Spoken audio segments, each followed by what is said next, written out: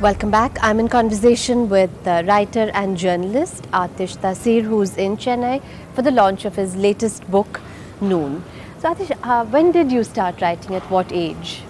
I think probably the first time I sat down to do something book length was 19. And that meant that I sort of embarked upon a kind of life where I would wake up at 5 and work till I had to go to work. And I wrote quite a lot, but I'm afraid all of it was the kind of writing that ends up in the drawer. There was one full book that failed as a sort of, it didn't find an agent, or it found an agent but not a publisher. And then there was a second book that a part of it I was able to salvage for Stranger to History, but as an exercise it wasn't successful either. I think I was too young. I didn't know enough technically about writing, and would go wrong a lot. So did having a journalist mother influence your decision to become a writer? No, I think that she was probably she helped to kind of with a sort of love of language quite early on. I remember, for instance, her reading Kubla Khan to me and being pretty sort of pretty bowled over by it. So I suppose in those ways, definitely, like to have books and reading and language around the house.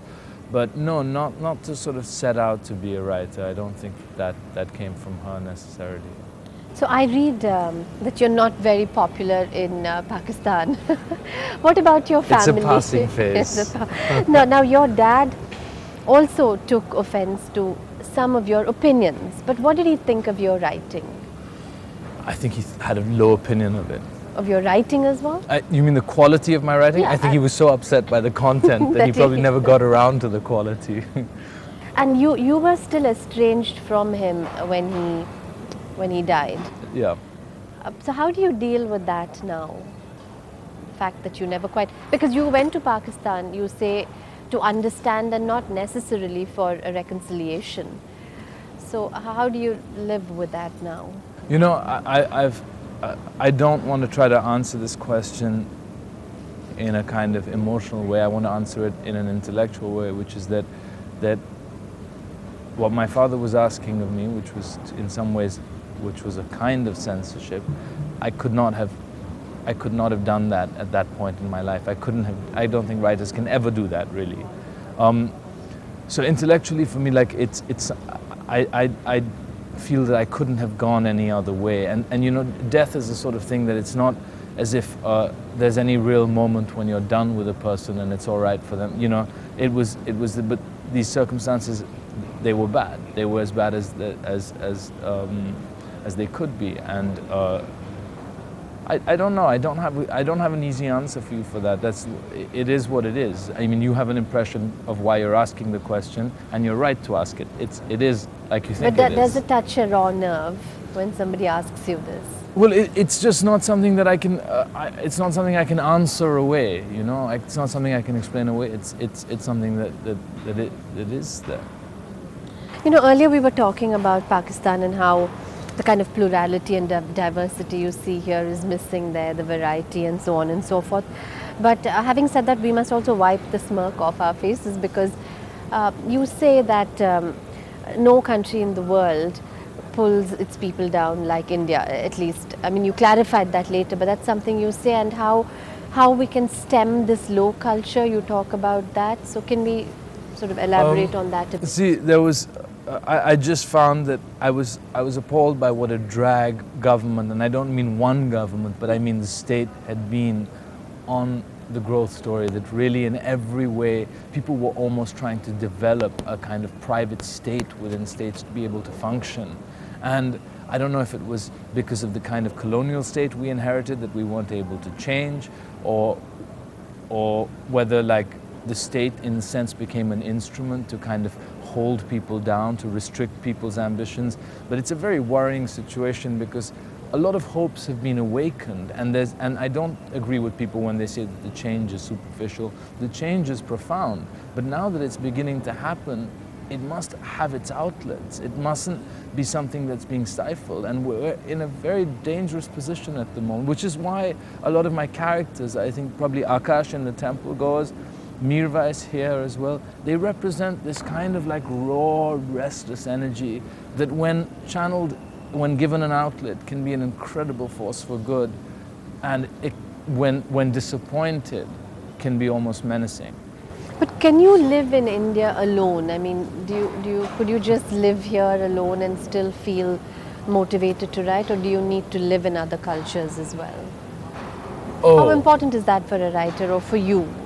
You see, a certain kind of writer like me now has to think of, I mean, his readership is scattered. For a long time, it wasn't even possible to think of India as supporting its writers. Now, for the first time, it is, which is a wonderful thing, because it means that a conversation begins between writing and readers, you know? And if that can grow, it can mean that books can really do something important in India. Having said that, you know, England and America have not just been part of a readership for me, they've been part of my intellectual growth. And like no more than I would reject the Muslim past of India, I wouldn't reject our exposure and our contact with the West, which is very much part of the India we're at today. So I'm happy to have that relationship. I'm happy to return to that relationship. So are you the toast of London and certain cities in America? Well, I don't know about that. I mean, it's no, one's just doing one's thing, you know. It's not a. Mr. V.S. Nepal says that. Sir. Sir, sorry, pardon me, sir. Sir to you.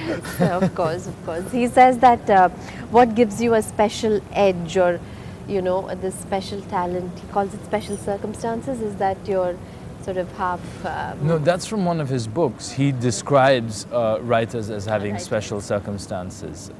So do you feel that way too? Do you think do I think that my...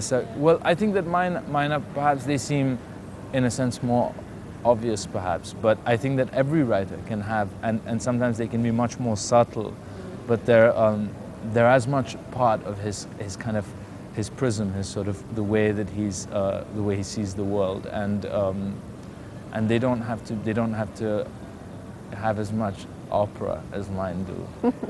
Now you've written so much about family. I mean, it's been really the fulcrum or the theme of all your books pretty much. So would you ever write about love?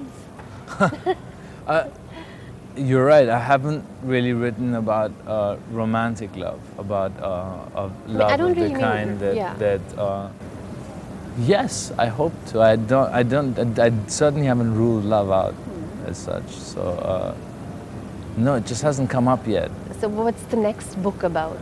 There isn't a next book at the moment. There's I was perhaps with these books in some ways I felt at the end of a kind of vein, and at that time, well, my father was killed, and what happened in Pakistan happened, and this year has been kind of, in a sense, pretty much a lost year. I was quite derailed, and I remember feeling sometime last month, the first moment when I felt pretty much myself again, pretty well again, you know, that in some ways I felt that something had left me and that I was like sort of strong and good and ready to start working again. So, so that's where I am.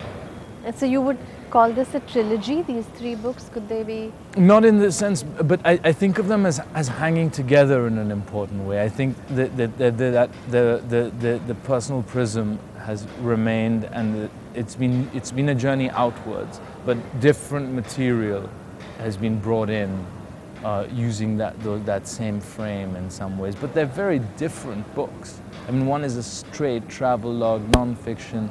The other is a novel in the first person. This is a fragmented book with first and third person narratives set between India and Pakistan. There's a lot of diversity in the writing. Yeah, there is. I mean, and what's astonishing is even though there's so much diversity, you seem to have a certain sort of effortlessness in that voice.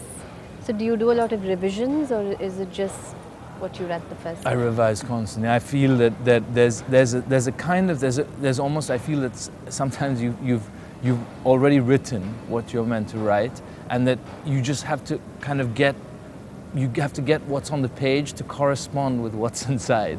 And so and I can more and more hear my voice. And so from the reading and the rewriting, I can fix it if I'm concentrating well enough. So can we. I mean, as a reader, I can hear a very distinct voice. Yeah. And that's a great gift.